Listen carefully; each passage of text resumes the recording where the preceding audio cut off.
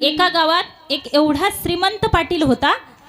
त्याच्याकडे एवढी धनसंपत्ती होती, परंतु त्यानं उभ्या आयुष्यामध्ये कधीही देवाचं नाव घेतलं नाही. त्याची पत्नी धार्मिक होती. ती त्याला सांगायची, अहो देवाचं नाव घ्या, भजन करा, परमार्थाला लागा. तुम्ही कितीही जरी धन कमावलं तरी ते काही आपल्या सोबत येणार नाही, म्हणून तुम्ही देवाचं नाव घ्या. ती दररोज त्या पाटलाला सांगायची, परंतु पाटील काही ऐकायला तयार नव्हता. तो म्हणायचा, तुला काय कळतंय, गपचूप बस, हे धन लागतं. मग ती म्हणली, ठीक आहे, नका करू.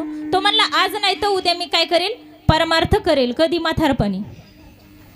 मग त्याने काय केलं, तो असा पैसा कमवत राहिला. पैसा कमवत त्याचं आयुष्य, सगळं आयुष्य संपत आलं. तो म्हातारा झाला आणि म्हातारा झाल्याच्या नंतर एक दिवस एवढा आजारी पडला की त्याला जागचं सुद्धा हलता येईना. त्याला जागचं हलता येईना. एका जागेवर झोपून राहिला. तिला म्हणला, अगं डॉक्टरला बोलव ना, माझं दुखायलंय, मी खूप आजारी आहे. त्यावेळेस तिनं डॉक्टरला बोलावून आणलं. डॉक्टरने त्याला तपासलं आणि औषध गोळ्या दिल्या. त्या तिने घेतल्या आणि ठेवून दिल्या. तो म्हणला, अगं माझं एवढं दुखायलं, मी एवढा आजारी आहे आणि तू मला औषध गोळ्या देत नाहीस. ती म्हणली, नाही, आज काय करायचं, आज नाही तर उद्या देईन ना मी तुम्हाला, आज मला खूप काम आहे, मी देत नाही.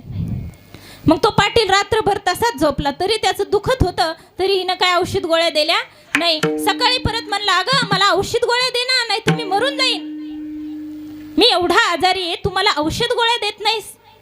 ती म्हणली, नाही, माझ्याकडे वेळ नाही आता द्यायला, मी आज नाही तर उद्या देऊन टाकीन तुम्हाला. तो म्हणला, अगं चेष्टा करतेस काय माझी. त्याला एवढा राग आला. तो म्हणला, काय लावलंस, आज नाही तर उद्या देईन, आज नाही तर उद्या देईन, औषध गोळ्या दे लवकर मला, नाही तर मी मरून जाईल.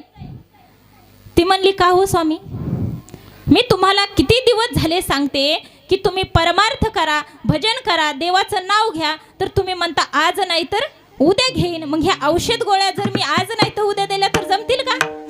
नाही विठ्ठल.